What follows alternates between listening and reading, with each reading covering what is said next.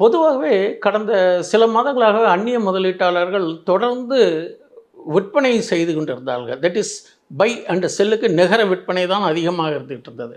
கடந்த ஒரு வாரம் பார்த்த வேலையை பார்த்தீங்கன்னாக்கா, சந்தையினுடைய போக்கில் அந்நிய முதலீட்டாளர்களுடைய வருகை ஆதரவு கொடுக்கறதுனால இந்த பங்குகள் மேலே ஏறிக்கொண்டு இருக்கிறது.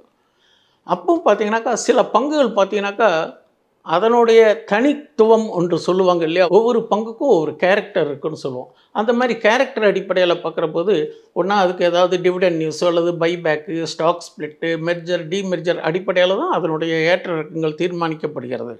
நிஃப்டி 50 இண்டெக்ஸ் வேணால் ஏறிக்கிட்டு இருக்குது. அந்த நிஃப்டி 50ல் இருக்கக்கூடிய எல்லா பங்குகளும் ஏறுதுன்னு நம்ம சொல்ல முடியாது. அதில் ஒரு குறிப்பிட்ட செக்டார், ஒரு நாளைக்கு பேங்க் செக்டார் ஏறும், இன்னொரு நாளைக்கு ஐடி செக்டார், இன்னொரு நாளைக்கு ஃபார்மா செக்டார், இன்னொரு நாளைக்கு மெட்டல் செக்டார். இது மாதிரி செக்டரல் ரொட்டேஷன் அப்படின்னு கேள்விப்பட்டிருப்பீங்க. இந்த செக்டரல் ரொட்டேஷன் பேஸ் பண்ணி அதனுடைய அடிப்படையில் தொகுப்பு, தட் இஸ் இண்டெக்ஸ் மேலே ஏறிக்கிட்டு இருக்கு.